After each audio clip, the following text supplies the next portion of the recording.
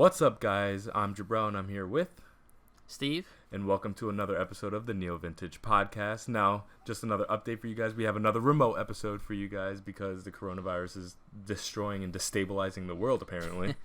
Yeah, pretty much. So, let's get into the first segment. Let's get right into it. It's the games we've been playing. Now, besides the big two that we have segments about today, what have you been playing? So I've been playing the Resident Evil 3 demo. Oh, yeah, that came out Friday, didn't it? Yes, it came out, I think it was Thursday or Friday. Bad timing for them, yeah. Especially. But it's good. I don't know really what much else to say. It's more Resident Evil, and that is in the best way possible because it looks better. Again, this is, I think, their fourth game now on the RE engine, so it just looks even better. And mechanically, it's great. Again, this is my least played Resident Evil just because when it came out originally, so I really don't know much about it. So it's like a brand new game to me. I don't know the step-by-step ways to do it. The demo's pretty short, and but besides that, it's just more RE in the best way possible. Now, I know RE3 is way more of an open game than 2 is. I know there's more open world mechanics, but I don't know if it's necessarily segmented off or completely open. I don't know. Does the demo show any of that off, or is it kind of like a vertical slice? So it's a little more open than 2 because there's like the demo starts off when you're in the city. Again, I don't remember where this takes place time wise. You're getting off like a subway and you're in the city, and you have options to go down like an alleyway or through a building, and there's some backtracking that way. I don't know how much more like expansive it gets or like how much backtracking through the open sections are, but I kind of never really lost my bearings. I knew where I was going. And the place looks distinct enough that I knew if I'd been through an area before or not. Oh, okay. So I just don't know how much more open it's going to get. And that's April 3rd, I believe that's coming out. So yeah, that's very soon. Very packed time. So it's going to be bumping up against Doom and Animal Crossing. Not to mention kind of sandwich in between Final Fantasy when that comes out too. Because that's the 10th and that's still slated to come out too. So an awkward time to launch for sure. Yeah, it's back to back. You also have Persona 5 Royal. Oh, that's true. That's going to be sucking up a lot of the... So you have that, RE, then Final Fantasy. Wow. So.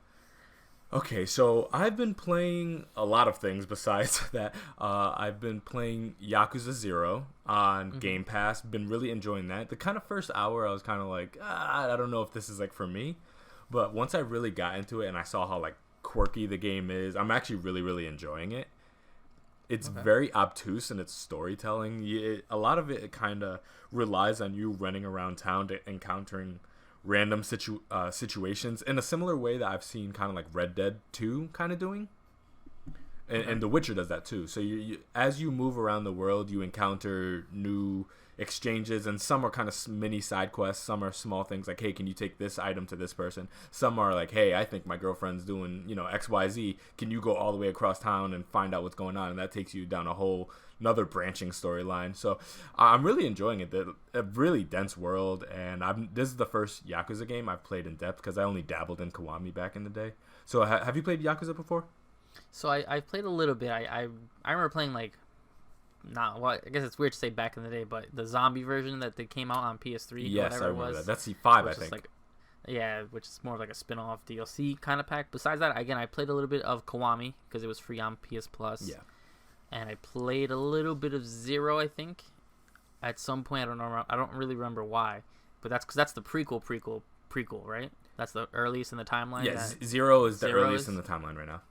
Yeah. And they're interesting to me. Again, they're a little bit more quirky and like funny. It's like a weird cross between like Sleeping Dogs and Sleeping Dogs is obviously way inspired by Yakuza. Oh yeah, 100%. So I've been wanting to get into those games, especially with 7 coming out, looking like almost like a RPG, and there's the spin-off Judgment that looks fantastic as well.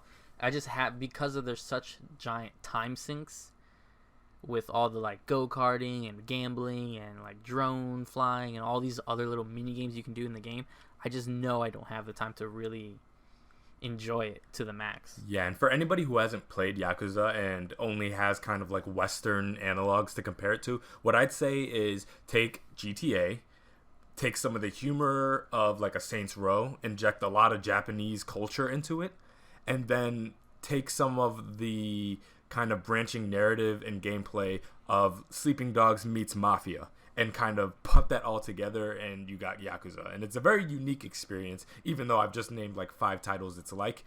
Believe me, it's kind of its own beast. So besides Yakuza, that's been sucking up a lot of my time. I've been kind of sprinkling a little Witcher in there too. I'm finally getting going on that. I play that kind of on and off along with Mega Man. It's so hard balancing all these games. I don't know what I'm doing. But yeah, it's crazy time. Yeah, and then I finished Mega Man 03. And so now I'm on Mega Man 04, which is the last of that series before you jump into the ZX games, which I dabbled on to see, how the emulation was and everything, but I actually haven't jumped into those games super heavy. So I'm just trying to finish the Mega Man 0 games. They're actually pretty quick games. Once you get the mechanics down, and I feel like in many ways the first one's the hardest. 2 through 4 are not that difficult to get through. There's not that much platforming challenge. It's for the most part action challenges, and once you upgrade your character a lot more and you learn the timing, like especially once you know how to utilize the sword because it does so much more damage than the Buster, it's actually a lot easier than the original Mega Man and the X games. The sword makes a world of difference. So yeah, I've been banging through those. I'm on 4. I got through 3 about in an hour and a half of like game clock time. Probably in real time more like 2 because I replayed some stuff. But yeah, they're relatively quick games. But if you compare it to other Mega Man games, they're all kind of quick if you know what you're doing. It's about the replayability that kind of extends the time for that. So yeah, I mean X can be finished in like half an hour. Yeah, and yeah, if you know what you're doing in the original Mega Man, I mean, like Colin Moriarty, he gets through it like in nothing. So it's entirely dependent on your skill set, and Mega Man 0 kind of follows that same format. All right, cool. So I guess it's time to talk about the, it's our first 2 segments. Well, the first 2 segments we want to give shout outs to these games. Obviously, the 2 big Goliaths that came out on March 20th. That's Animal Crossing and Doom. We should talk about Animal Crossing first because, why not? So we've both been playing Animal Crossing a lot. Obviously, we both are huge fans of the series. What was your initial early impressions, your first thoughts about it? Yeah, so I haven't been able to tell you exactly how long I've put into it because, on the Switch, for the first, I think 9 days, you can't actually see what your game clock looks like. Yeah. So I'm not exactly sure how long I put. It probably has to be anywhere from 5 to 10 hours in these past few days. I've put an obscene amount of time into that. My first initial impressions were not super positive because of all the changes. Okay. I have a real soft spot for those first 3 titles. That's Animal Crossing, Wild World, and City Folk. And so this one diverts a lot. And I find that they strike an interesting balance between giving a lot of new mechanics to keep it fresh for older players, but also changing things up that it's not this insane learning curve for newer players.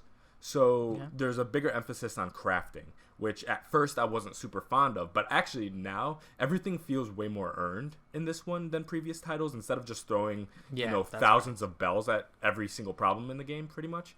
Hey, you want that shirt, you want that piece of furniture, you want a bigger house, you want to upgrade this, you want to upgrade that. Just throw money at everything, and that kind of solves your problem. And it's kind of a time game. This one, in the same way that you'd see in a Minecraft or a Terraria, Dragon Quest Builders, everything's more earned. It's more, you're gathering the resources, you're putting together everything. So kind of when you finally get your house all decked out and everything you want, you put a little bit of money into it, but you put a lot of blood, sweat, and tears into it. So to me, this game has a lot more weight than the previous entries that I think is actually a really, really good thing. So what are your thoughts? Yeah, so I initially, prior to launch, I was worried about it. I saw that 20-minute breakdown, I saw everything they were talking about. I'm like, I was worried because it looked almost like they had a gimmick. The gimmick was island theme, and I'm like, man, Stranded Island, there's only so much you probably can do, and you see everyone in tents, and I'm like, Animal Crossing's always been about making your little village. I was like, there was no town hall, there was nothing, there was barely a store, and I was like, I don't know if they went too casual with it that you're gonna just do it. Then I kind of, when the game came out and me and my wife played it tons those first hours, I realized that they're really trying to you're getting your bang for your buck. You're like you were saying, you're earning everything. You have to work towards even getting the first Nook's Cranny.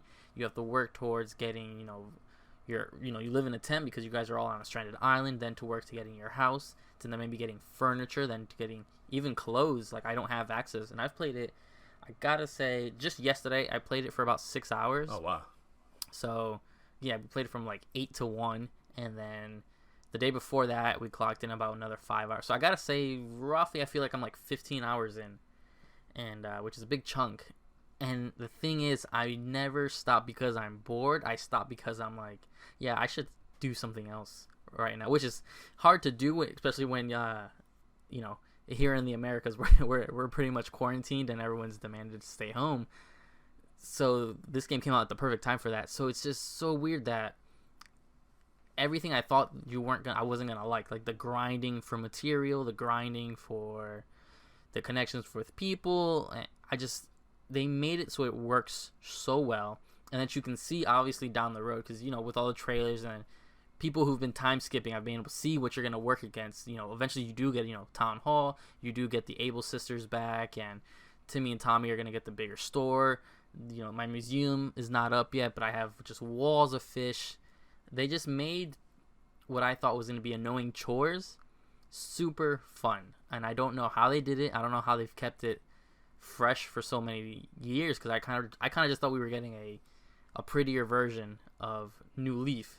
But it's been 8 years, so I've been worried that we were just going to get that again. But let me tell you, they took their time on this, and it shows in the product.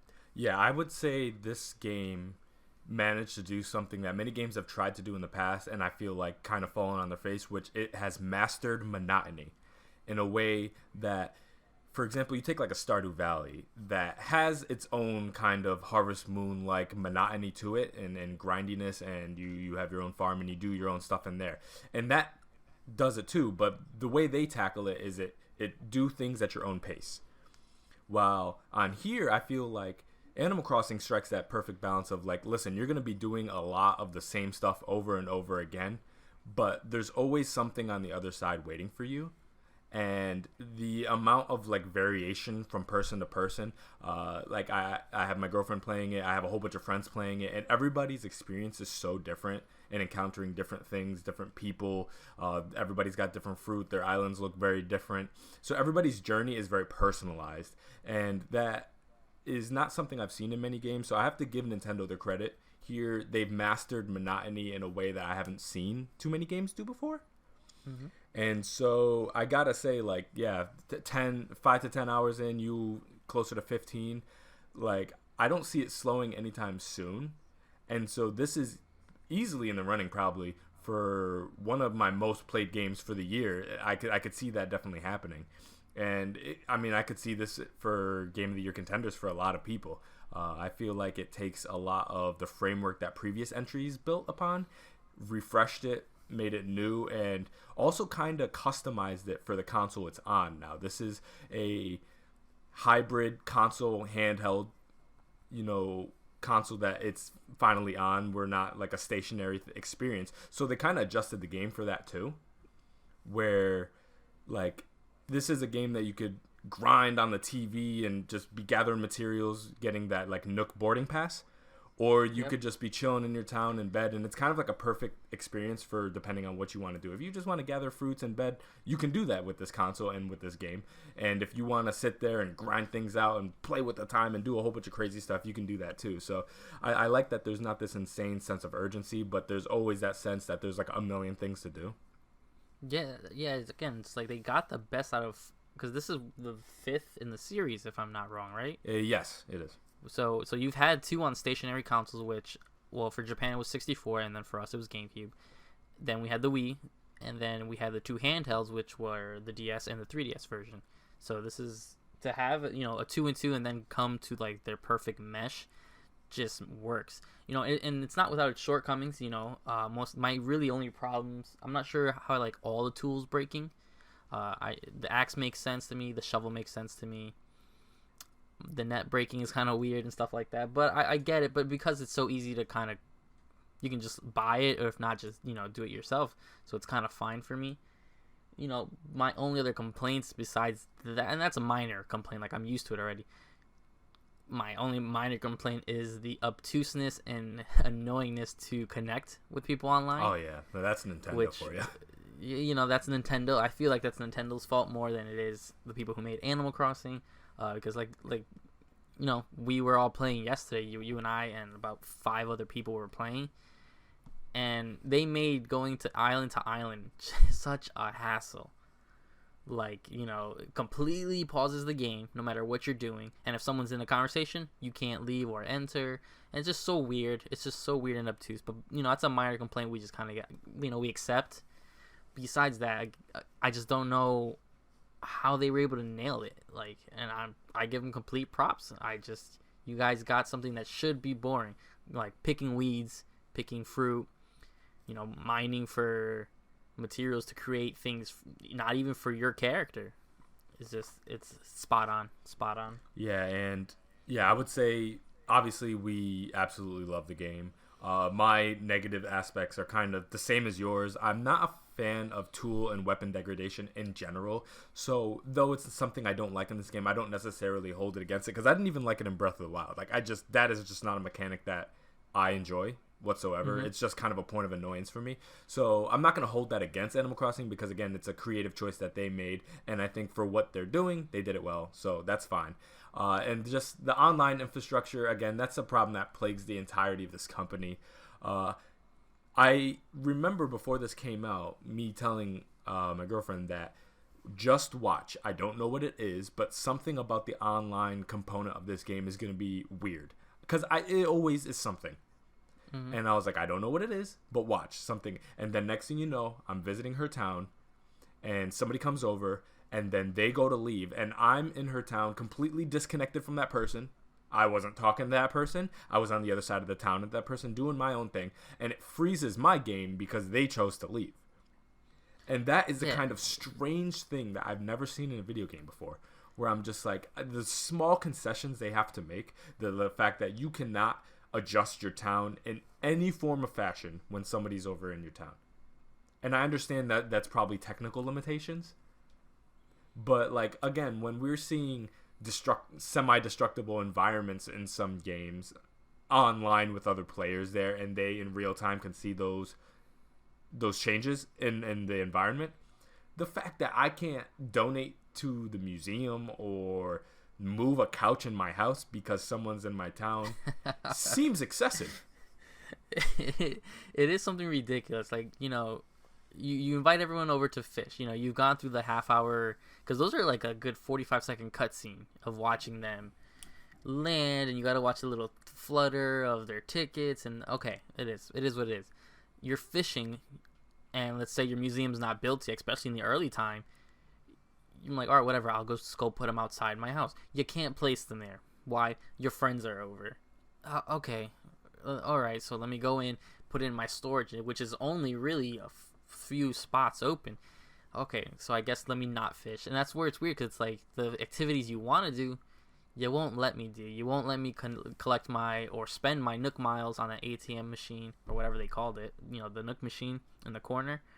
So it's like, why is there a reason you cannot use that? You can't open, like, I think the recycling bin. Oh yeah, because of that. It's something just weird. So it's like, you do these small, just weird things that kind of break the immersion. It's like, well, no, if I was in the middle of grinding out for something and a friend wants to come over, it halts everything. It halts everything. I'm like, oh, now I gotta stop my grind so my friend can come and share fruits, or vice versa. Or I can't go to someone else's island, do what I need to do. It's just, again, it's nitpicking and stuff we get used to, but it's stuff that by now should have been figured out. Because these are kind of the same problems we've dealt with when Animal Crossing. I mean, this is the first Animal Crossing I think went true online like this. Yeah, I know other we ones had dabbled variety. in it, but this one's definitely expanded with the terms of how many people can be in one town at one time. And, correct, yeah, that's right. And so I would say, as crazy as it sounds, this is the most ambitious online experience we've ever gotten in Animal Crossing. And I guess, as much as we love the game, with a game that gets so much right, and in so many ways is a perfect Animal Crossing experience, it's just a strange oversight that a game in 2020 operates in this manner. Now, again, this is operating on a console that still utilizes friend codes. So that's true. This is not something that necessarily is surprising or unexpected, but it's just an unfortunate reality that I hope at some point they can find a more efficient way to go about it. And again, this game just launched. They never said that this is going to be how it is in perpetuity. So who knows? Maybe at some point in a year or so, when a lot more has rolled out for the game, they're like, hey, we rehauled and retooled some of the online experience, and now it's a little bit more malleable and you're not as locked in stuff. That's very much a possibility. Now, Nintendo are definitely the type of company that like to release games in as close to finished states as possible. They're not these type of companies where they've dropped these games that they're doing these massive day one patches and they're making the game after it's out kind of situations. So I would imagine a majority of what the game's going to be forever is there right now. But again, if there's one section I see them adjusting in some capacity, it would be that section. So I'm still holding out hope. I don't think all is lost. No, again, and it's something that after some time we'll just get used to, and it is what it is, unfortunately. Whether they change it, Nintendo's been pretty good with updates and any kind of DLC. Not that they would charge for that online fix, but if it doesn't change, I'm fine with it. If it does, then you get even more props for me. Yeah, so that's really not game breaking or anything. No, not at all. It's just, again, you eye roll for a minute, maybe you check your phone for a second, and then you're back into getting those cherries or whatever you're mining for that day. All right, and I guess that can segue us into the next massive game that came out. Doom Eternal came out the same day as Animal Crossing. And you would say, oh, what game could stand up to the juggernaut that is Animal Crossing? And it is the behemoth of Doom Eternal. Now, I'm absolutely loving this game. Now, admittedly, I put way more time into Animal Crossing, so I'm way deeper into Animal Crossing than I am into Doom. I'm only a couple missions into Doom, admittedly, so this is a first impressions for me. But from what I've seen in the game, it's kind of an improvement on all fronts. I thought that Doom, was it 2015 or 2016? Around 2016. That game was, at the time, everything I could have wanted out of a Doom reboot. It was fluid, it was fast, it was campy, it was violent, it was beautiful. The soundtrack was perfection. As a metal fan, like this is right up my speed, and I'm a big fan of the classic Dooms, so if I wanted to see it reimagined in the modern landscape, that's what I would want. And so when they announced there's going to be a sequel, I'm like, what could they possibly do to one-up it? And somehow, in my opinion, they have. It's smoother, it's prettier, the soundtrack's better, the environments are crazier, it's more violent. So it's pretty much everything I could have ever wanted in a sequel. What's your opinion on it? They knocked it out of the park. They somehow took Doom 2016, which I thought was perfect. And I guess for disclaimer, we're going to mainly talk about the single player. I have not dabbled on the online stuff yet. Yeah, same. So, and same with Doom 2016. I didn't really play the deathmatch and stuff like that. So, campaign only right now. Doom 2016 is so good in every way, between the shooting, the mechanics, all that stuff. So when I was like, man, how are they going to top this? And we get Doom Eternal, and we see all these other things kind of flop, like we were discussing before. Fallout went from Fallout 4 to 76, which kind of was way a letdown. Rage to Rage 2 was like a way letdown. And Wolfenstein went to the moon because that game, Wolfenstein Youngblood, is something ridiculous. Yeah. So I was can't hoping explain how that happened. Yeah, I was hoping. I was like, there's no way they could do this. I'm like, what could they do to screw up Doom? And let me tell you, they did not screw up. Put all your fears to rest, because the shooting mechanics are even smoother and they're even tighter. The deaths, the eliminations, the brutality is just amped up. There are more creative ways to kill them. They're not as copy and paste. Which is my only real problem with Doom 2016 is anytime they were in that glowing state and you had to hit them with the finisher, it usually was like a punch or a neck break, and that was it.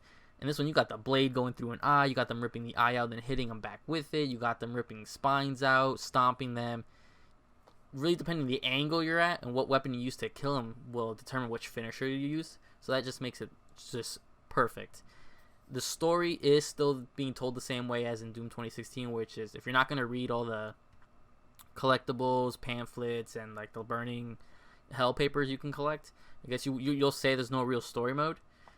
Even if you're not reading those, the game is so fun from moment to moment to moment.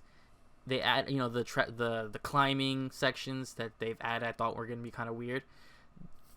They just fit. The game fits. They somehow took everything, amplified it, and didn't bloat it with anything stupid, in my opinion. Yeah, you bring up a great point about the storytelling. One thing that has been through pretty much every single Doom game, and I mean, you could try to put a number on it, but there's games like Doom 64 and stuff like that kind of throw off the numbering. But you're on the 5th or 6th experience at this point. This deep into it, Doom has always had the thing where the story mode is as deep as you choose it to be. So it could be very lore heavy if you choose to put in the time to do all the reading of the supplementary materials that are provided for you. And that goes back to the 90s iterations as well. There was supplementary material there that you could read that was provided for you. Not so much in-game, but outside of it. So there's always been a story mode, but it's always been a very subtle way to go about it.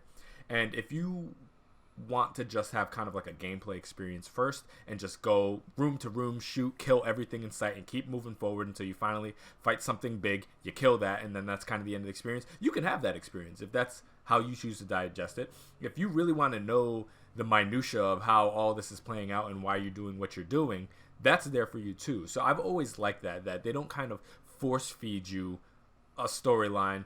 But the funny thing is, for a storyline that's as subtle as Doom, that they don't really force it on you, it's actually a really good story if you put in the time. It's so good. I would suggest people, even if you're just trying to do your playthrough, that's fine. At least look it up somewhere, what the story is, because it's amazing. Good. And it's really connected to Doom 2016. I'm glad they didn't call it Doom 2 and stuff like that, and Doom 2016 was kind of the rebirth and, the rebirth and reborn of the series. It's so good, and it's so connected, and it's just superior writing, and even some of the voice acting that you hear in like the audio logs and stuff like that is done well with passion. This game was made with passion, and it was made for the fans. Yeah, and I have to give a big shout out to the second best environmental navigation I've ever seen. And I remember when Titanfall 2 came out, everybody said, oh my god, the way you navigate around this world is perfection. What a great shooter. I can't wait to see other shooters take from this. And so we've seen others dabble in it, but never in a million years would I have thought that Doom and id would have been the ones to successfully bring that into their game and do it perfectly. I mean, just the wall running, the double jumping, just all this, and then like the wall climbing and stuff like that. All these new environmental navigation tricks that they added into this game fit into it perfectly, and I never would have guessed that Doom would have been the one to do it. This grounded, gritty, walking around with your gun in front of your face, shooting things in the face. Never would I have guessed that I would have enjoyed jumping from wall to wall, up pits, and doing all this kind of crazy stuff. But they did it, and they did it really well, in my opinion. They did. They really knocked it out of the park, and I don't know if you're to the point where you get the dash ability. Yes, I got that, yeah. Oh my goodness. When I did that, I did immediately I had flashbacks to Titanfall mechanics, and I was like, they did it. I said they were able to just take what people have been wanting and just make it work so well. Because I was like, why would Doom guy need to, or Doom Marine, why would he need to do like that double dash? And as soon as I got it, I am all over the map. And it helps in the battle portions too, not just the navigation portions. It gives you a little bit more flexibility into the classic moments where you'd get trapped in a corner. It really allows you to kind of get around your enemies, and some of them really utilize like some significant like armor plating on the front, and it was always a tricky thing in the first one to try to get on the other side, because again, Doom is a fast-paced game, but you're dealing with fast-paced enemies as well.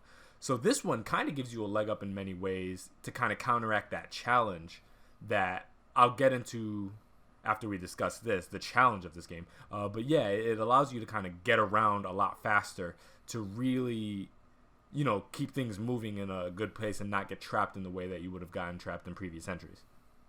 Yeah, and then they really just took everything they did in 2016. They did just better. So all the add-ons to your weapons, the skill tree, the different abilities you can do, because now you have later on an ability I suggest is when you can jump and you use one of the mods, it'll slow down for a moment. Oh yes, I've and got then that I too, will yeah. because that's the easiest way to, especially when those big, I don't even know what they're called, like the ones who jump at you and like smash. Oh, the big dudes, yeah. The big dude, I don't know if those aren't the Marauders, but my goodness, they've wrecked me multiple times. No but now joke. when I get, Every time I've died, it's because of those guys. yeah, so when he jumps at me, I jump. I use the shotgun with the mod that will shoot the rocket, and I will just destruction. I'll just go limb to limb until he's pretty much skeleton, and then I will use the finisher on him, and it just works so well. The abilities for Doom Guy that just help his health and the damage and how much ammo you can get from enemies. It's just like, it's not, I wouldn't even call it like RPG in a way, because it's straight shooter upgrades, and it just works so perfectly. Yeah, and I want to give a heads up to anybody who's maybe on the fence about Doom, maybe played the previous iteration but didn't get this one. I would say, and this is not a knock against the game, but it's something to be mindful of, where some games, they'll have some time in between their previous entry and then the current entry, and it kind of resets you and teaches you everything. And I would say Doom Eternal teaches you a lot of new mechanics, but it definitely picks up difficulty-wise pretty close to where the first one ends. So it doesn't just continue in terms of the narrative. I feel like it's kind of a through line in terms of like the scaling difficulty of the first one kind of carries into this one in a way that it doesn't reset. So you're kind of coming out of the gate. They expect some kind of skill out of you in a way that maybe the first one kind of weans you into a little slower. So I would say be mindful of that, is that you might want to brush up on your skills a little bit before you jump into Doom Eternal, because things can get a little hairy. As soon as like the second mission, things get a little bit hairy. So I would say be prepared for that. Yeah, the best way, without like I guess going to spoilers, there's a part in Doom 2016 where the game just ramps up with, and you can tell by even the music gets ramped up, the environments, the shooting, the enemies, it all gets ramped up, and Doom Eternal picks up right there and continues. It does not, like you're saying, restart. It doesn't slow down. It doesn't give you like a little baby tutorial level. It's like, all right, you're Doom Guy, you're getting dropped back down, and let's go. And then that's it. It just picks up many mechanics they expected you to already know. They already expect you to how to kind of maneuver certain aspects and like how to overcome some of those challenges. So yeah, definitely dabble, or at least practice a little bit in Doom 2016, especially in that later half of that game if you want like a smooth coast into Doom Eternal. Yeah, all right. So that's a good wrap up on those two games. Again, we'll get more impressions as time comes, especially with everyone being quarantined. We just have nothing to do but play Animal Crossing and Doom Eternal. Yeah, so I'm not doing anything else. So. Yeah, we'll get more impressions and more opinions as the games go on. But speaking of this whole COVID-19 coronavirus things, we have two stories in one, because there was a small update to it. So Gamestop, everyone's favorite retail, without flaw, we're claiming. So yeah, so before the update on March 21st and 22nd, they claimed, due to the products that we carry that enable and enhance our customers' experience in working from home, we believe GameStop is classified as essential retail and therefore is able to remain open during this time. So this is what the retailer said in a memo that afternoon. I want to say it was maybe Thursday, Friday afternoon, and this all comes through Kotaku, who was pretty on top of this story. So before I give the I'll do the quick update. Of course, they got crazy amount of blowback from this. You're telling me a store that people go in, touch things with their hands constantly, handing money, gift cards, like it's a toy store practically, was claiming to remain open because they think it's essential that they were open. So you're putting customers in danger, your employees in danger, employees' families. A customer comes in, coughs on a dollar bill, hands it to GameStop employee, or vice versa. If the employee coughed on their hands, touch their copy of Animal Crossing, hands it to them, they go home, give it to their grandmother. I know it sounds extreme, but this is the day and age we live on. GameStop was out of their mind. They obviously quickly turned this around, and as of March 22nd, they've updated their statement saying that they're all going to be closed now, and they only do online pickups and curbside assistance and stuff like that. I don't know why they thought they could get away with this. Why would they try to claim they were going to be the only store open that you can go in and buy? I know they said they were going to limit people's amount in there. You're out of your mind if you think during a pandemic when, the COVID-19 is not a joke anymore. You're out of your mind. You think you can just keep GameStop open. Why do you think you're above everyone else? Yeah, it was a really strange situation because... So the gist of what they were saying was they, for some reason, were under the belief that they were integral to the employees working from home type situation. But looking at their product selection, I don't know really what they provide that have anything to do with that. They don't sell full double monitor PC setups or anything like that. They sell used iPads and stuff like that. I don't know anybody working from home using those. I don't know what a used Wii U gamepad is going to do anything for anybody working from home. So I don't know really what they were talking about in that regard. However, from a strictly business standpoint, I understand why they were making that choice. And the reason for that is pretty open, and we've talked about this before, which is the fact that this company is on incredibly shaky ground. And so the reality is if they close their storefronts and that money slows even more, because again, I would imagine it's slowing to begin with because of the COVID-19, because their sales have been slipping for a while. All that combined, it's already slipping. So if they close their storefronts and essentially neutralize their sales to near zero, there's a more than strong chance that they probably won't open up again. Because the reality is a lot of companies are closing right now or shuttering their doors or going full online. But once this subsides in some capacity, they're going to open up again. These are big, massive media conglomerations and stuff like that. So some companies are going to be in bad shape, but a lot will bounce back in some capacity. There's a strong chance GameStop might not be able to. This is like worst possible timing for them, where it's like what little money we have, we're getting in through people who still buy physical media in stores. And now you neutralize that. They don't have the capital to survive a month, 2 months of not having those storefronts open. However, they were under the false impression that they had a choice. This wasn't something that people were asking like, hey, it would be really nice if you would close. No, there's states going in lockdown. You, of all people, do not get to hold the high ground and be like, no, we'll be the ones to stay open. Don't worry about that. It's like, no, you'll be the first to close. You're going to close. Mm-hmm. If furniture stores and malls and media and movie theaters and all these massive companies are closing, you sure as hell are no exception to GameStop. I don't know what they thought, that they had a choice. It's like, you're not the one to do it. So, yeah, I understand from a business standpoint why they were trying to make that decision, but from a human standpoint, you always put the health and safety of your employees and your customers first, above profits, above everything. And I know in their view, they don't have the luxury to do that, but again, you didn't have a choice. They have to close. Now they got mandated to close, and now you look stupid needlessly.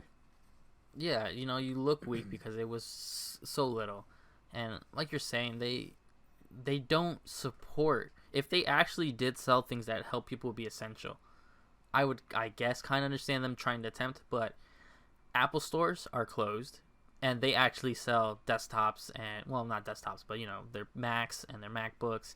Most Best Buys are on super limited skeleton crews, and it's literally online pickups only, and they are way more inclined to sell things that people need from home. Mics, headsets, video cams, webcams.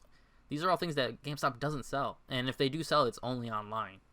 So again, why you thought your retail store, your walk-in kind of hangout, look through your collectible section, kind of stores were going to survive this. Not survive this, but be superior and above just not closing. You look dumb now. Now you got egg on your face, and it's just embarrassing. And I again, business wise, I understand it. Everything's closed. Where are people gonna go? Whatever's open.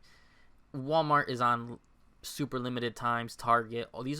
Those are, essential stores. Absolutely. And they're on skeleton crews, super, strict rules and how many people can come in and out of the stores and all that kind of stuff. And, the people who go to GameStop in general, I know there are regular people like you and I and most of the community, But think about the people who are a little more gross. I'll leave it just with the gross where yeah, gamers in general aren't known to be the cleanliest people in half the time. But if there's a small minority, but think of those people, the people who are, oh, COVID-19 is a joke. I'm gonna go to my GameStop and touch all the anime figures. Ill, don't do that. Just don't do that, because this is a serious thing. So just stay home.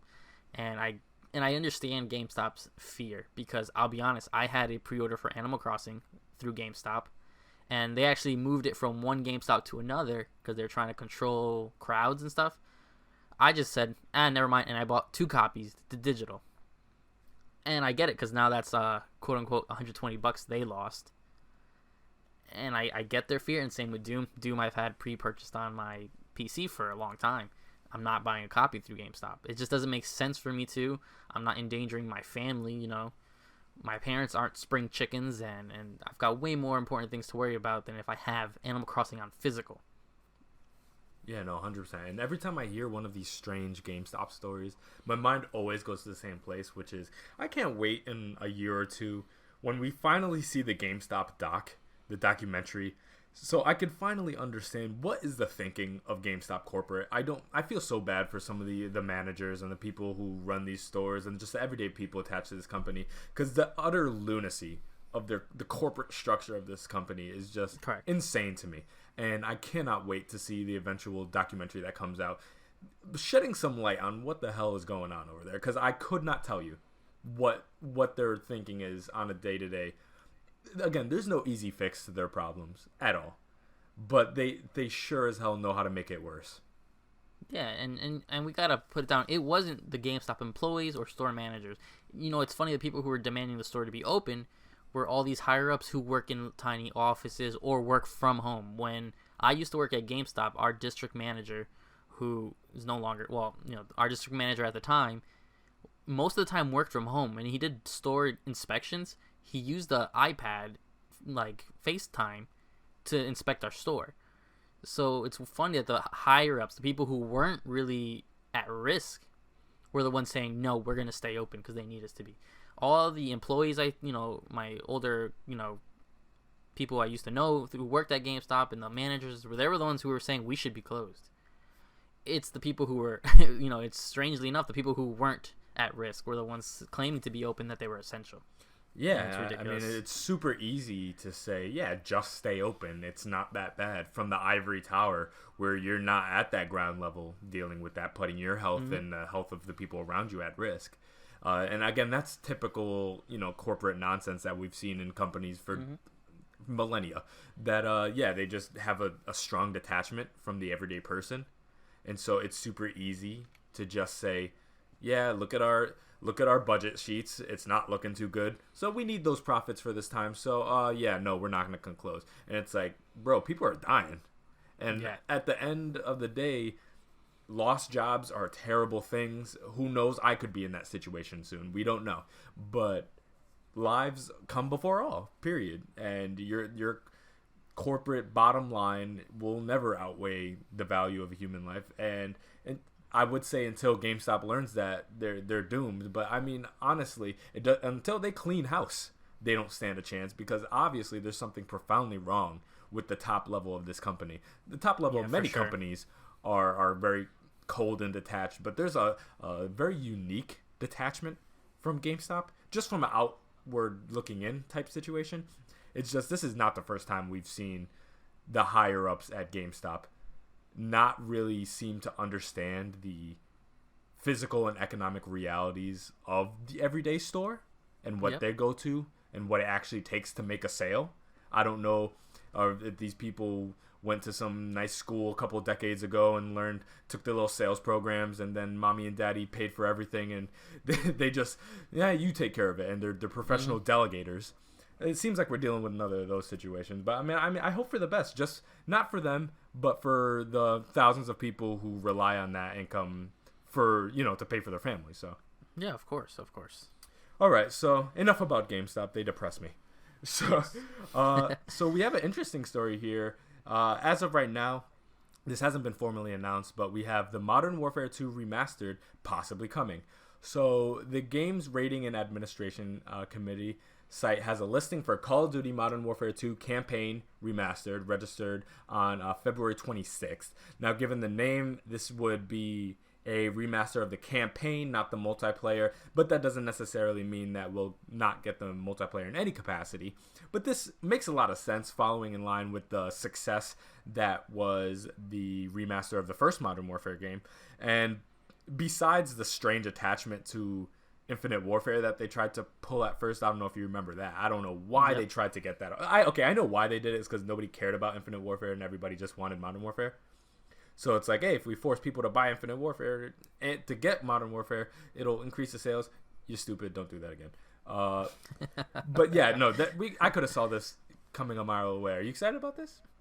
Yeah, so I think this is almost the same way, even before they announced the Modern Warfare Remastered that came with Infinite. I think this is the same way that leaked for, I think it was almost like a year that we kept seeing little leaks and ratings and screenshots of the Modern Warfare Remaster. So I pretty much believe this. I wonder if it's going to be shoehorned in the next Call of Duty, or if, I'd hope they go more, just release it as a $30 campaign just to play the Modern Warfare 2 Remaster. I don't know if they're going to incorporate it with whatever the next Call of Duty is, because I know it's a lot of Call of Duty though right now. I mean, you still have the Modern Warfare reboot / prequel that was really doing well. You now added Warzone, which is their battle royale. I just can't imagine them dropping the Modern Warfare 2 campaign then in the summer. That's a lot. And then in the fall release Call of Duty 2020, which is whatever it is. Which is rumored to be Black Ops, yeah. Yeah, it's rumored to be Black Ops. That's a lot of Call of Duty. And unless you're really trying to flood it, you're going to start cannibalizing yourself. This is the same thing EA did, remember, with Titanfall, Battlefield, they did Battlefront. it to Titanfall twice. And then, they did it to Titanfall twice. So I don't know what they think they're doing. I even thought releasing Warzone right now was kind of a bad choice. Ended up kind of being in their favor now with the state of the world right now. I just don't see where this comes. Where do you release Modern Warfare 2 Remastered? I'm excited to go back into it, and my love for that branch of Call of Duty. Like, the only Call of Duty games I actually really enjoy are the Black Ops series and the Modern Warfare series. Yeah, me too. So I'm excited to get back to Modern Warfare 2 because I never really played it too much, especially the campaign. Because by the time I got Modern Warfare 2, it was all about trying to get that nuke online. Oh yeah. Well, they're in a tricky situation, and it's so hard to provide kind of like side supplementary experiences in a franchise when it's annualized. And they're not the first ones to bump into this. I think at one point, Assassin's Creed was kind of in the same position, where it's like, if you have these annualized on-the-dot experiences every single year, but you would like to return to a previous entry, or you would like to release a smaller experience, where do you put that? Because the moment you launch it in between releases, you're cannibalizing kind of the life cycle of the previous entry because they're so close to each other. So, yeah, with the launch of Warzone, which essentially will, the narrative and the talks about that will last as long as it remains fresh. I mean, look at Fortnite. Again, that's died down a little bit, but there's stories about that all year long. So when you have Warzone, that's going to become kind of like a force to be reckoned with all year long, well into the next game that comes out. Where you put Modern Warfare 2, I'm not sure. I have no clue. As for like the possibility that this doesn't happen, I think it's pretty much guaranteed the moment we got the original one. Again, when we got the rumors that there was going to be a Modern Warfare remaster, they hadn't really touched any of their previous entries at that point in any capacity in a re-release. So that one was kind of up in the air. Like, we had never seen that before, so it could go either way. And then they ended up doing it. That was great, well received.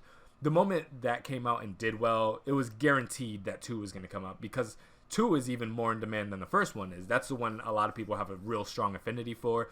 In my opinion, has one of the best campaigns of the three major Modern Warfare games. So in that regard, I'm really excited to see it. Don't know necessarily where the placement's going to be. I doubt they tie it to a game again, because they're in a tricky situation where, for you guys who don't know, there's 3 to 4 teams that actually work on Call of Duty. You got what is it? Treyarch, Infinity Ward. You got Sledgehammer. You got Raven sometimes that comes in.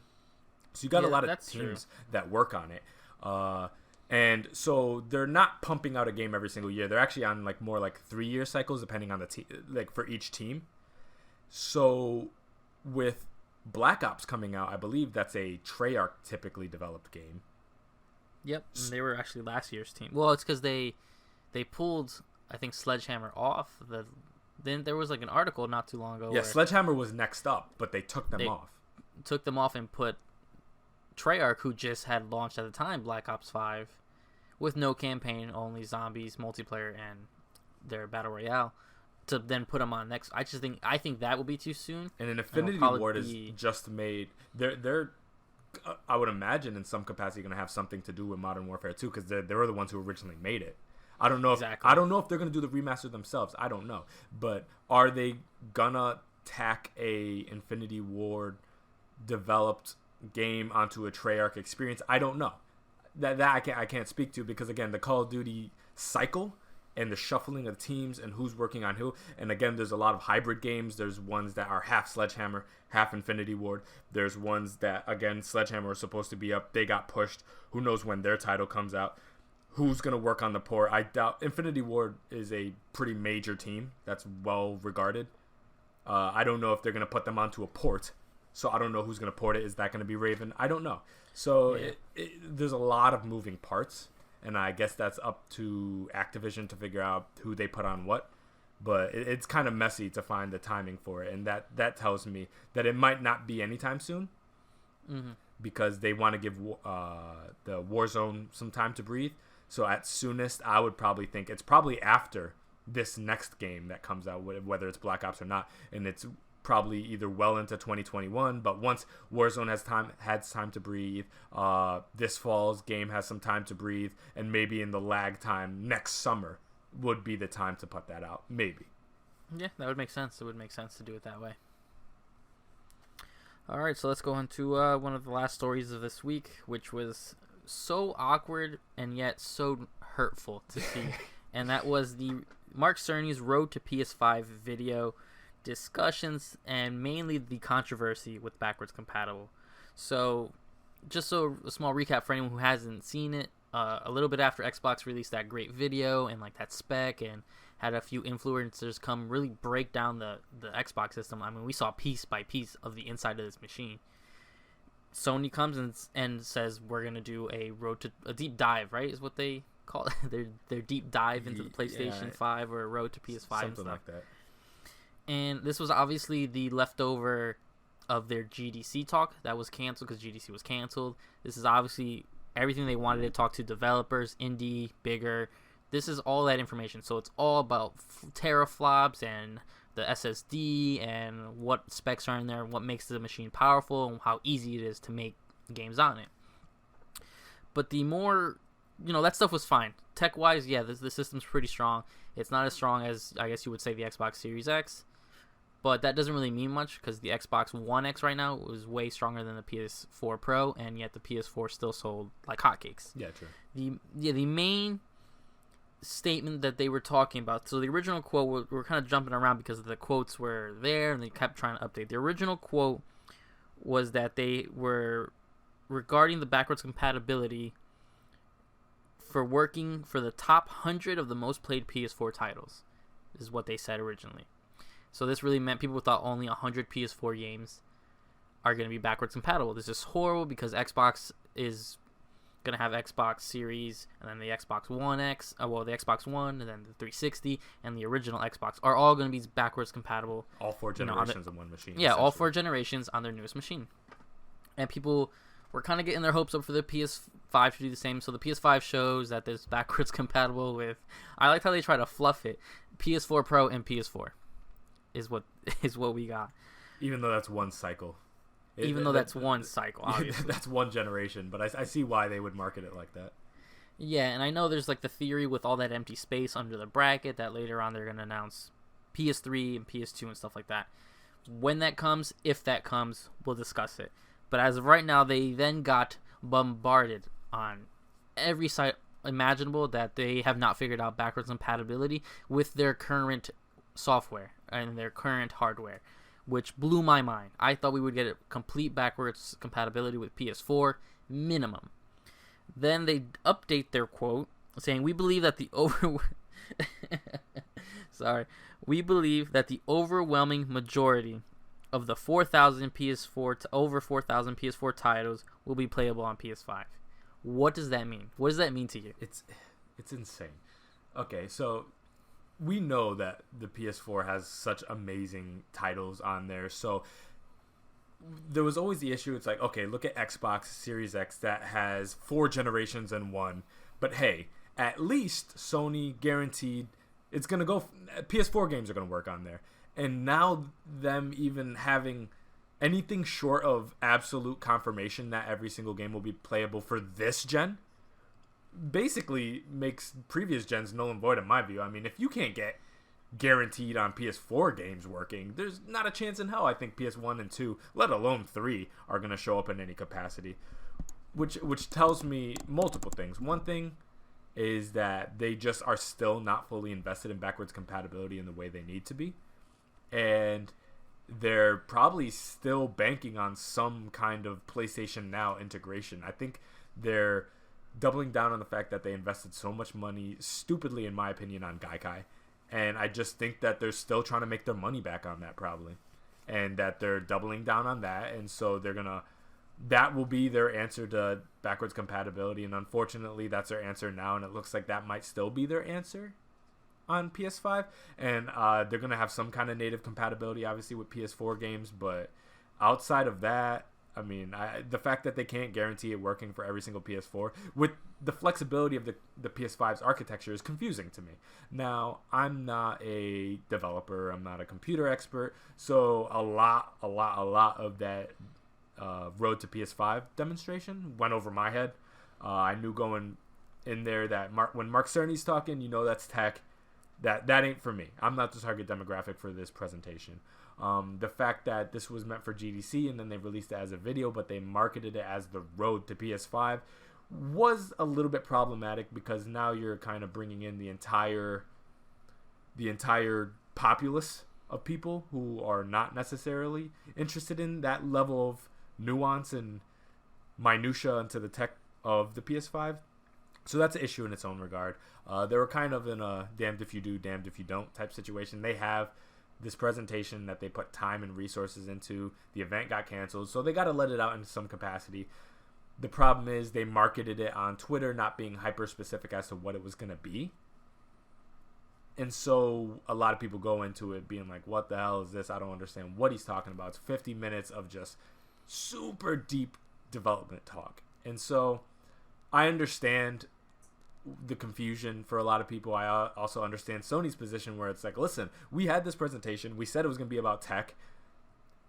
We never said that we're going to show the console and show games and stuff like that. The fact that they're playing it so close to the vest when like Series X is literally linking up with influencers and giving them access to the console to show off to their fan bases. I think that's an incredibly smart way to do it. Go straight to the people. Because again, Xbox is a very people first type of messaging. And Sony hasn't necessarily. But again, as people like to remind you, and I guess I'll say it myself, is ultimately, yes, it does come down to the software. So PS5, a little bit less powerful. Marketing is all weird.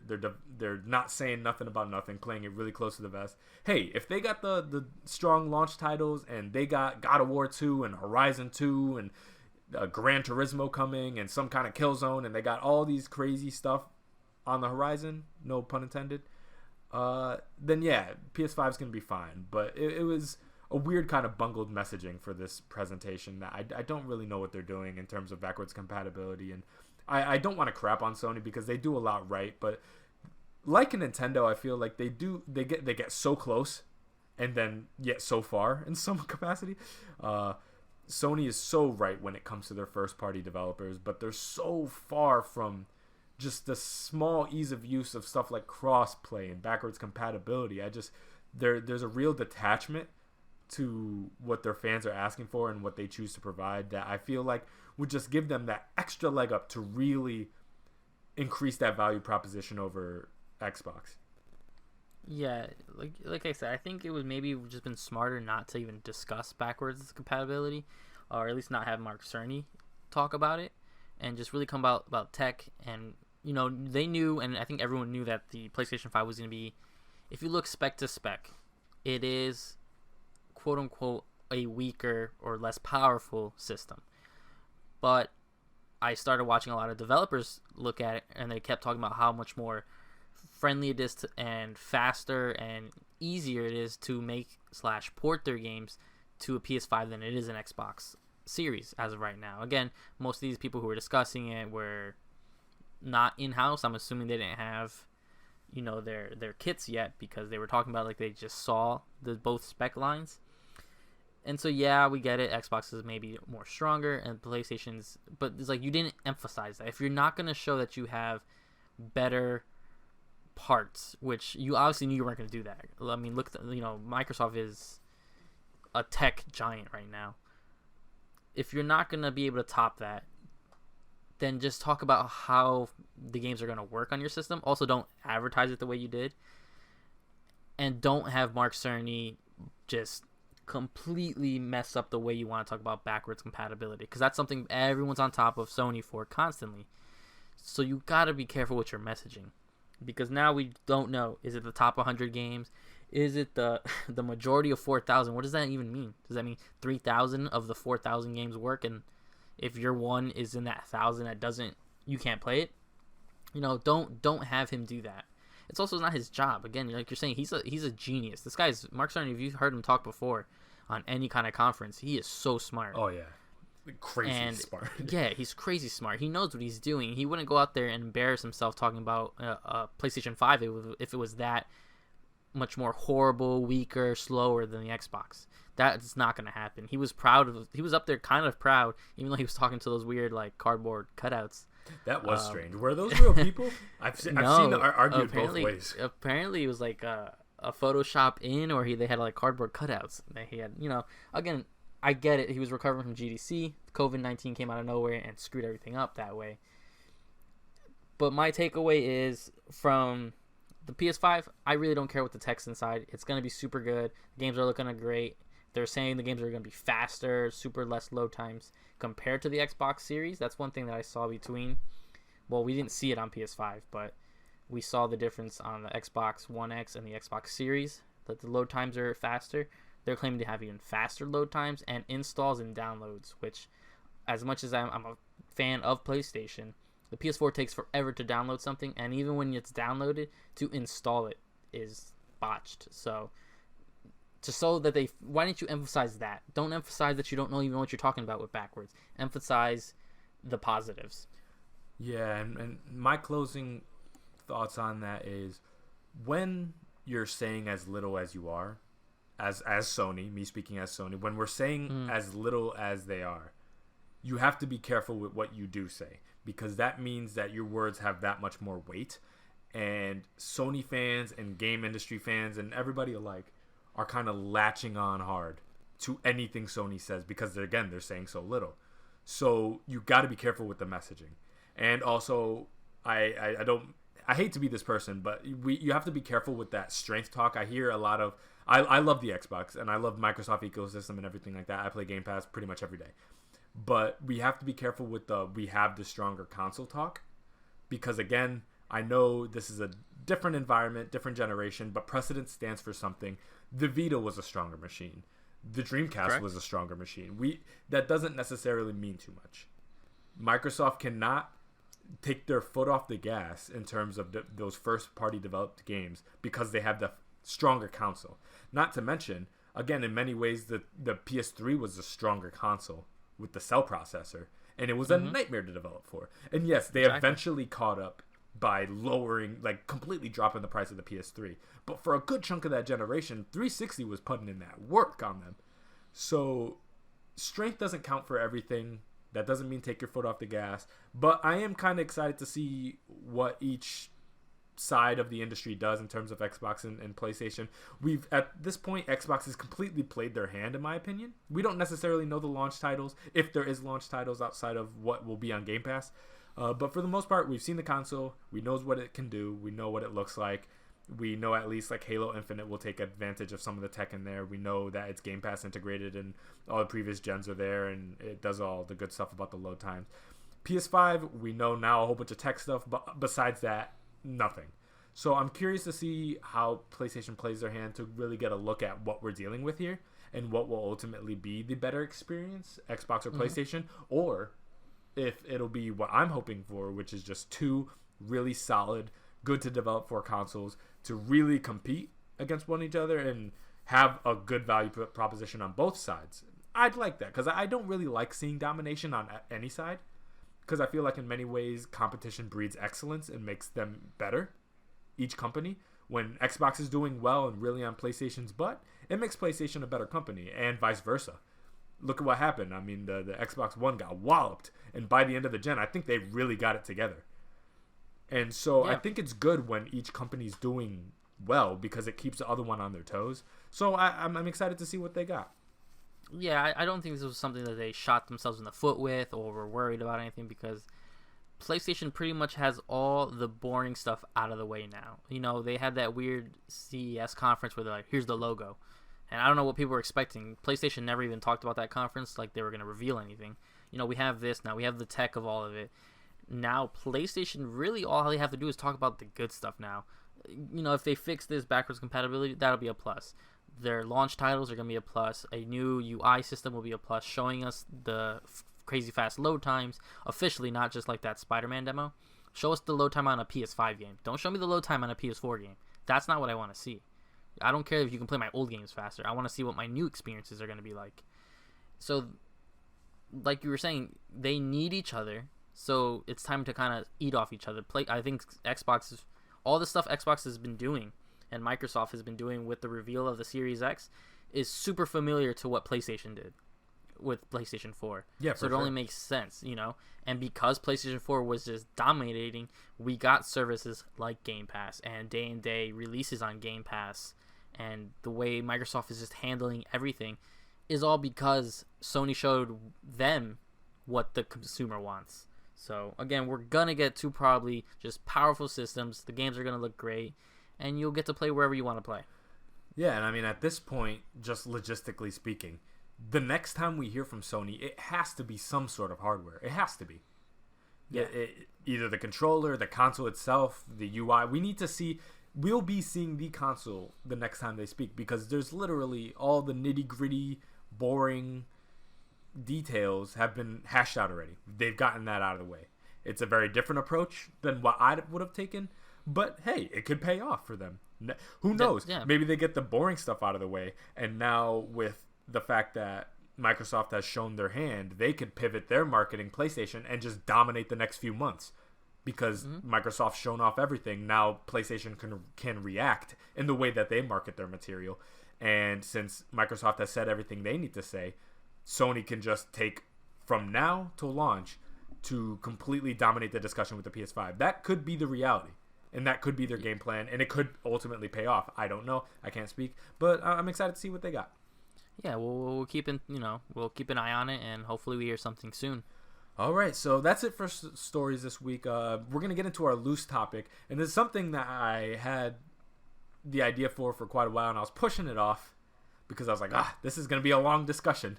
And so I wanted to leave it for a show that maybe was not as story-heavy, but we ended up putting in a lot of time into the previous stories, so this might be a longer show. But it's our top 3, or top 5 actually, favorite games of all time. Now, I really had to rack my brain to think for this. Now, I want to give a couple caveats before we get started. This is our favorite games of all time, not the ones we're saying are objectively the best. So, nostalgia and personal taste and what we went looking for and our personal experience plays a big role in this, more so than necessarily how great the game in and of itself might be. So, I just want to give them a heads up for that. Okay. All right, so I'm going to read off my top 5, and then we can discuss it, and then you read off your top 5. How does that sound? Sounds good. All right, so my top... This is in no particular order except for my number 1. My number 1 game of all time is Castlevania 3. This is a game I've pretty much dabbled in since I was a child. And since then, as I get older, I like it more, and everything from the sprite art to the enemy design, to the subtle storytelling, to the branching adventure that you could have going in different directions, whether you go the Alucard direction or the other direction. Just the journey it takes you on, and the way that it proves on the previous iterations. It takes the imagery that is established in the first one. It takes some of the branching directions that 2 takes and kind of improves upon them and makes an amazing experience top to bottom, in my opinion. Again, I love NES titles. I'm a little biased towards those. I understand a lot of people have more like Symphony of the Night taste, but for me personally, I'm more of a Castlevania 3 guy. My second one is Link's Awakening on the original Game Boy. However, I'll put a slash there. I really, really, really love the remake that they made on Switch. I think that is as faithful as it could get, and they did a phenomenal job on that. So, grew up with this game, played it front to back probably 12 times maybe. I've played this game so many times, and every time I play it, I just love it. There's a rhythm to it. Everywhere from the puzzles to the action to the exploration of that world. I've pretty much seen everything the game has to offer over the past, I don't know, what has it been, like 15, 20 years I've played this game. I've played it since, again, I was a little kid, because one of my friends gave it to me in elementary school on Kart without the sticker, and I played it on my Game Boy Advance all the time. I mean, sorry, not my Game Boy Color, actually. My next one is Crazy Taxi. We've spoken about this before. I have a gameplay about it. A lot of nostalgia associated with this one. I would play it on Dreamcast at my friend's house as a kid. Then eventually I got it on GameCube, and I played the hell out of it there. And then eventually I got it on PSP with Fair Wars, which is the kind of 1 and 2 hybrid game that they made. And so I've played this, and then now I have it on iOS. So I've kind of played it continuously throughout my entire life. I was gonna say adult life, but no, it preceded it way before that. The next one, I love this game. I can't necessarily explain why I love it so much, but it's Mario Kart DS, or as I like to call it, Mario Kart 05. Not the best Mario Kart game by any stretch of the imagination, but it's the one that I personally am the best at. It's the one I played the most. I just love this game. I grew up on it. It was the only one I had as a kid because I was broke and I couldn't afford the Wii one. So I only had it on DS, and so I just played the hell out of it. And well after Mario Kart 7 came out and eventually 8, I was still playing Mario Kart DS for some reason. So I still have like a massive affinity for that game. And then the last one is part of a franchise. It's not the best game in the franchise, but it's my favorite one. It's Spyro 1, the first one, Spyro the Dragon, on the PlayStation 1. I'm talking about the PS1 version, though the trilogy remake that they did on current gen consoles I think is phenomenal, and I think they do an amazing job. Shout out to, I think Toys for Bob did that. Big shout out to them. They did a really great, faithful readaptation remake of the original game. But yeah, I love Spyro. I love Spyro 3 as well, and 2 is probably the best of the trilogy. 3 I had a lot of fun with, even though I know people are not super fond with it, but I have to go back to 1. Just unfreezing the dragons, the worlds in there, the music in there. I just think it still holds up amazingly. For a lot of 3D platformers that don't feel the best, I think Spyro feels amazing to this day. So yeah, that's my personal top 5. Alright, so I'll write them down here just so I can go over them. So Castlevania 3 also is one of my favorite Castlevanias. I don't know if it's just because I can actually play that one. There's something about 1 and 2 where I love them. I love the sprite work and the music, and they just kind of, I just for some reason can't play them. I don't know if I'm just not good at it. 3 is the only one I can actually kind of truck through. Yeah, 1 is brutally hard, and 2 is obtuse as hell. So 3, though it gets insanely difficult later in the game, I would say it's probably the most manageable in terms of difficulty. Yeah, that's so I really appreciate that one. And I figured a Castlevania game would be on your list. I wasn't sure which one. No doubt. Link's Awakening, we both have crazy amounts of love for. We've always talked about this. Now, I have done a disservice to the world, and I have not this day, March 22nd, as of recording this, not played the Link's Awakening remake on Switch.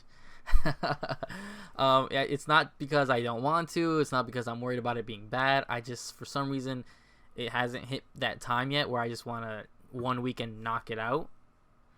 But that game is so good, and it may be is the first Zelda game I ever played, if I can recall correct. I want to say it was the first one I played again. I originally played it through the DX version. Ah, yes. Okay. Yep. I had the same one too. Yeah. Yeah. So I played that version. Black cart, I believe. The black carts. I just thought it was cool. Then I went back, played the older Zelda game. So that's the game that introduced me to The Legend of Zelda. So of course I have like a little soft spot for it, and it's just like you're saying, it's good overall. And even when you know everything you're doing, it's still fun to do it beat by beat. Crazy Taxi. I mean, most of our opinions came out about Crazy Taxi in the gameplay. So if you have not seen that, go watch that pretty gameplay. Much everything we need to say. Yeah, and there'll probably be more Crazy Taxi gameplay soon, especially the sequel. That game is fun, where it's just one simple goal, one simple thing to do, but the ways you can do it, the variety you can do it, the style, the characters, the music, you know the map a little bit better if you watch our gameplay. You know how to go up into like a parking garage and jump off. Oh yeah, you launch. You took a certain ledge. Yeah. You took off a hill, knowing where you would go. I was way more chaotic, kind of just driving where the arrow told me to. But it's because how I play. That's just how I do it. So both you work, can get and that's really the beautiful nature of Crazy Taxis. Yeah, you could play it how you want. If you want to be launching off of everything, or you want to crash into everything in sight, like you could play both ways. Yeah, of course, and that's why that game is just still timeless. Mario Kart DS is actually one of the first things I think you and I ever really played together. I want to say when we became friends, I'd say I had Mario Kart 7, I believe, right? That's the 3DS one? Yeah, 7 was 3DS. And you were like, no, let's play it. And you would call it Mario Kart 05. So I was like, I used to love that game too, because that was the first Mario Kart game I unlocked everything in. Because the older Mario Kart games, there wasn't really much to unlock. So Mario Kart DS, Mario Kart 05, whatever you want to call it, is fantastic because I think it also really introduced what Mario Kart was going to be with the Wii version, 7 and 8 and the 8 Deluxe. It just really showed the click, because those early Mario Kart games, though people have nostalgia for them, they aren't really the best. If you really think to the original Mario Kart, again, I play it because of how fun it was, and it's because of that we got a series. Yeah. But I hate playing the Mario Kart Advance one. I forgot what I think it's just called Mario Kart Circuit? Advance. Oh, Super Circuit, that's correct. That Super Circuit. Terrible. I hate that. Yeah, it sucks, man. It's terrible. I can't stand playing that one. But again, you got to give love, because I think Mario Kart DS just reinvented itself in a way where it wasn't going to get left behind. Because in general, you think kart racers for a long time were gone, until obviously now we got like Crash and all these other kart racers. Mario Kart was the only one that was still, when they released the console, they're like, you're going to get a Mario Kart, and it's going to be good. So good for them to keeping that franchise alive, and hopefully we don't wait too long before we get Mario Kart 9. And your last one actually surprised me, because I didn't know actually you were such a Spyro fan. Oh yeah. And I love those original games. I have not played the remake yet, just because I just haven't, not necessarily because I don't want to. But I remember the first time I played when I was younger, I just thought dragons were the coolest. So a game where you have to play as dragon to save bigger dragons and get like the diamonds and all that kind of stuff, it just worked so well. It was so open to me, where those platformers and those times you were thinking Mario, Crash to an extent, we're all like kind of tunnel vision and hallway walking games. So when you get Spyro and you get to fly around, breathe fire, run those fields, do the little charge attack, burning the sheeps, I just think everything about that was so unique. And I can't wait to play that new trilogy eventually. Not the new trilogy, but the remake trilogy. I really wanted to get to it soon. I guess I won't, because we're getting a bazillion games now coming out. But eventually I would like to be able to snag that and really just reintroduce myself to Spyro. Yeah, probably the reason I don't talk about my love for Spyro so much is, one thing, I guess you could say I might not be a Spyro fan, because I only really like that Insomniac trilogy. Okay. After it made the jump to like GameCube and stuff like that, I'm just not really into those games. I like A Hero's Tale, and now that he's in Skylander, I don't want nothing to do with none of those. But yeah, I love that initial trilogy a lot, and I guess a lot of the kind of warm feelings I have towards that original trilogy is similar to like what a lot of people have for like Banjo, for example, those collectathons back in the day. That's kind of my Banjo in many ways. Yeah, it makes sense. All right, so my top 5. I'm actually surprised there's not. I mean, there's some games on my list I know you like, but I'm surprised they weren't in your top 5, and I'm glad that way, because it gives us some good discussion here. So, Not in really any order except number one, because anytime anyone ever asks me what's my favorite game of all time, Super Mario World on SNES. Okay. That game is just perfect. That's just the perfect Mario game to me. I play it constantly. I play it on the Nintendo online thing, whatever they have it now. That game I can play front to back constantly. I go through, I unlock the little, I always call it the Halloween fall secret you can do with all the stars, and then I just keep playing. That game to me is just timeless.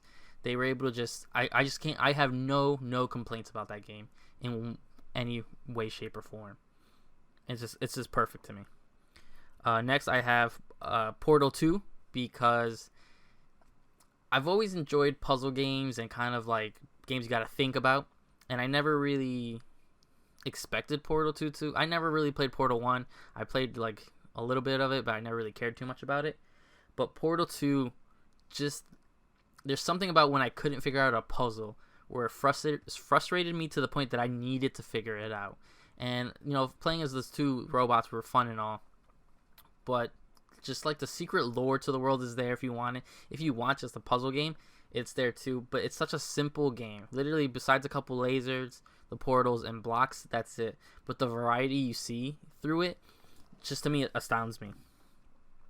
Number 3, I had to put, say, fairly newer game. I was trying to get a good variety. The first Last of Us. Now, I can't speak if The Last of Us 2 will replace this spot, but The Last of Us was something I expected nothing from. At that time, I wasn't a huge fan of Naughty Dog as their new form. I enjoyed the Crash games. I really, really loved the Jack series. And then I actually played The Last of Us before I played any of the Uncharted trilogy and Uncharted 4. And I think The Last of Us really was just a pinnacle of a game they wanted to make 100%. Whereas like the later Uncharted games, as much as they probably wanted to make them, they probably also made them just because Sony was demanding it. There was money on the table. Why wouldn't you want to tell the story you wanted to tell? But The Last of Us just got everything perfect in a sense. The character writing, the voice acting, the world. You felt that people were suffering there. You felt every aspect it went through. So that game to me is also just out of the newer games. That game is just, it shows why I play video games, if that makes any sense. Rolling it back to this is like, I almost replaced Mario with this one, which is Mega Man X, which I know I'm such a fan of Mega Man games in general, mainly the X series compared to the older series, because I can play the X series. I know the older series is a little bit more difficult, and I can play them, but it's one of those things I gotta like kind of sit there, be quiet, and feel the rhythm to. But Mega Man X, I've played so constantly. I know almost every secret. I know where all the health are, the hearts are, the armors are. I can get the Hadouken. I wasn't a big fan of the remake they did on PSP. It was fine, but it's not really my cup of tea. And then to end it, I don't think this is a surprise, of course, there's a Sonic game on my list. But it's Sonic the Hedgehog 3. I think that's really the high point of all Sonic games, where Sonic 1 kind of had their struggles. Sonic 2 is too simplistic. Sonic 3 just had the style, the music. You know, you didn't welcome it with characters. Besides, you have Sonic, Tails, Knuckles, and you see Eggman a little bit.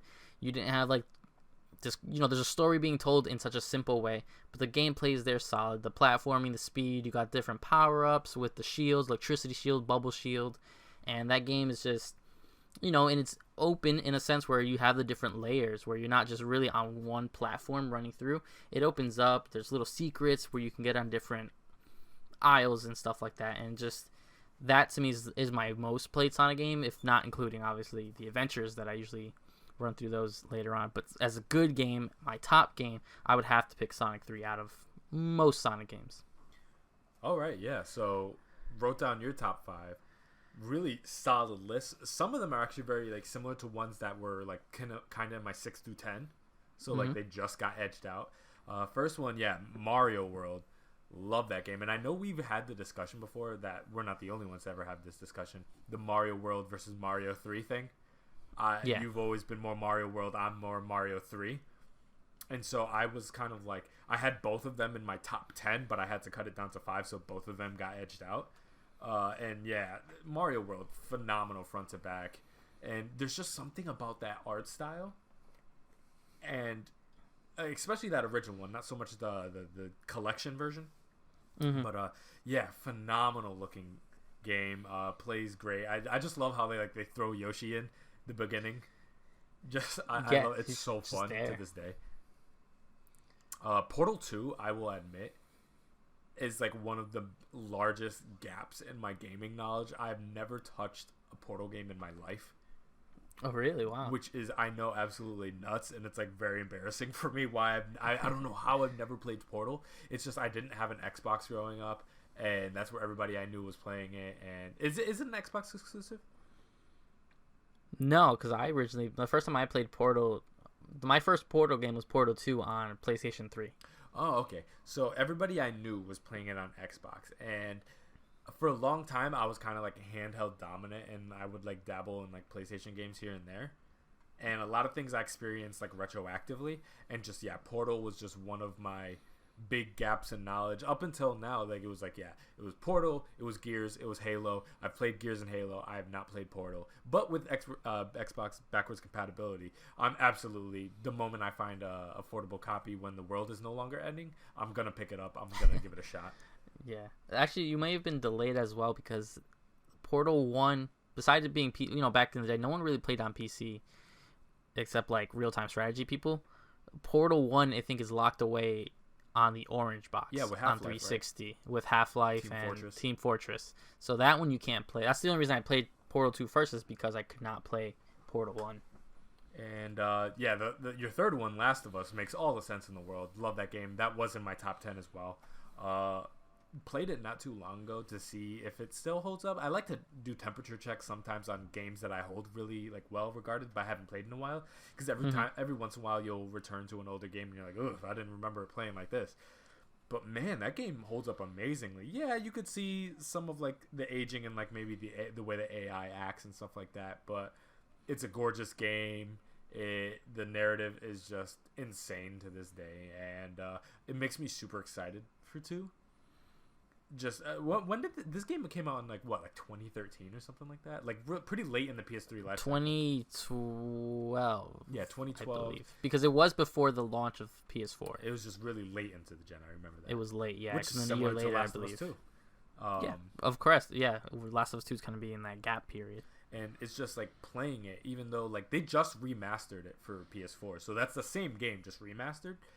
Like, to think that was a PS3 game, like, is insane to me.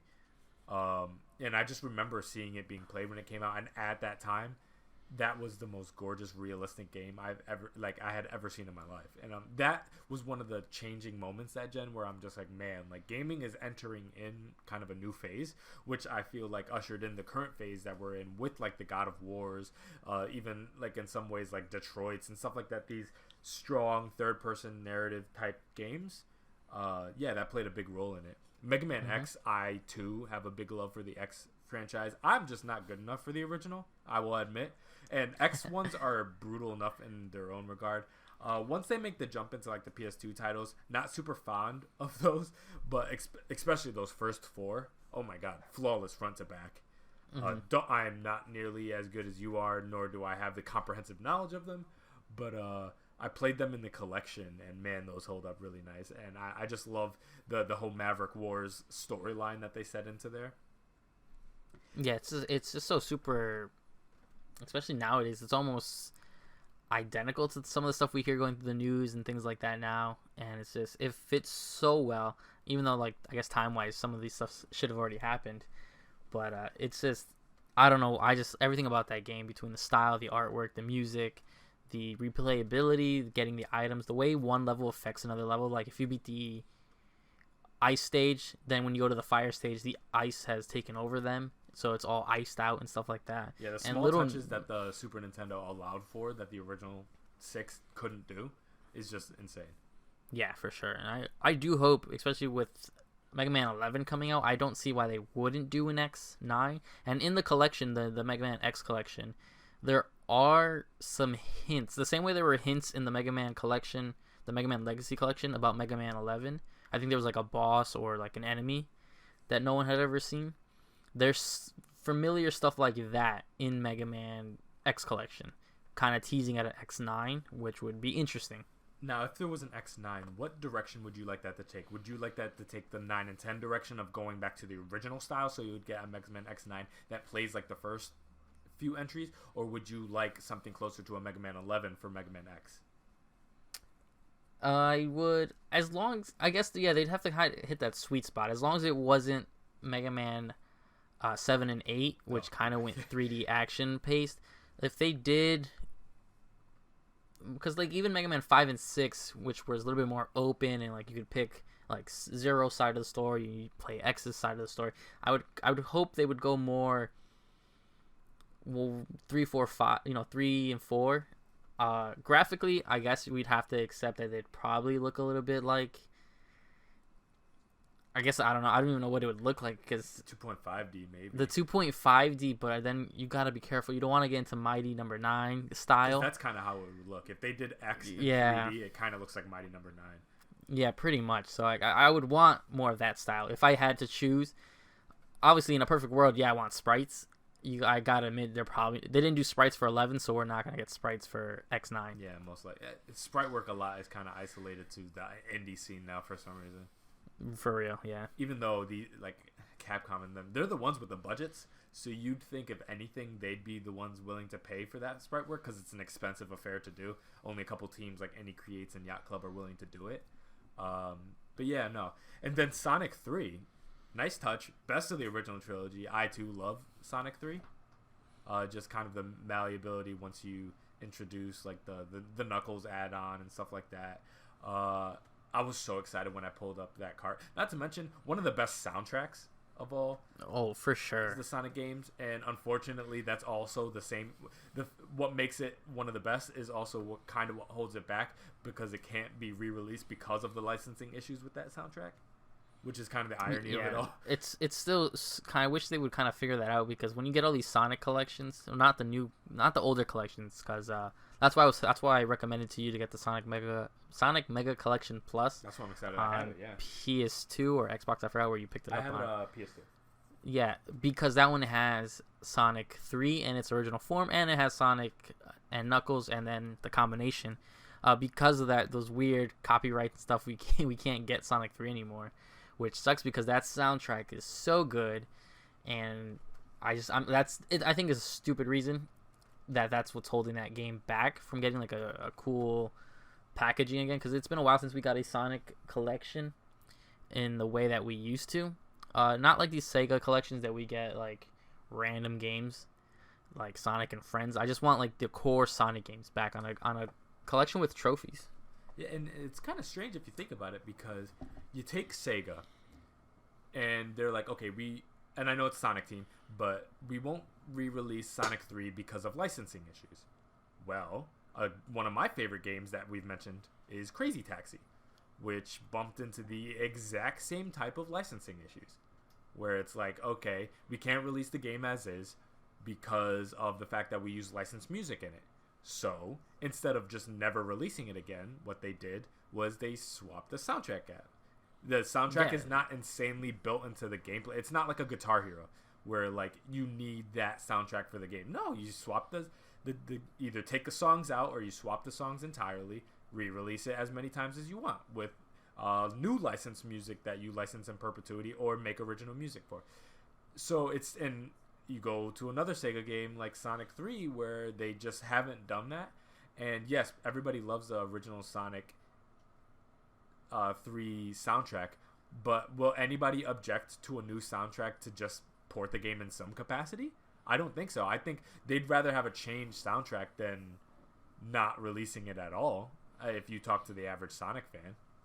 Yeah, just get whoever made the music to Sonic Mania, and I'm sure they can make something inspired by the original soundtrack. Yeah, most people, you gotta assume most people won't too. So we know how that went down. So you could make like nice funky tunes that are inspired by the original quite easily. And with Sega having such creativity in their fan base, making their own things, a quick pitch to be like, hey, competition, show us what you got in terms of a new Sonic 3 soundtrack of your own original sounds, and then maybe bring them in, pay for them.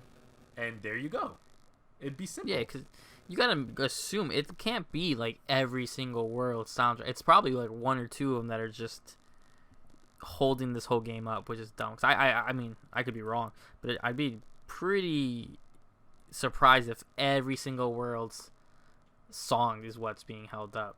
Because I know with the different collaborations with the different artists, it's probably only, you gotta assume 3 tracks that's probably holding this whole game back.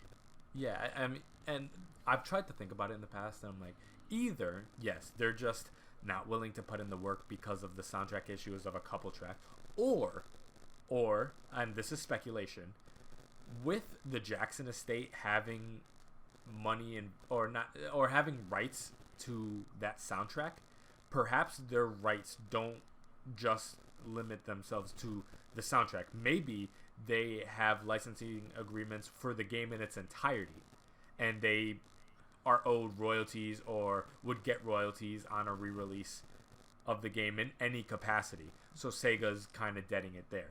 That's a possibility too. The Jackson estate maybe has some degree of ownership over the game in its entirety outside of just the soundtrack. That's a possibility too.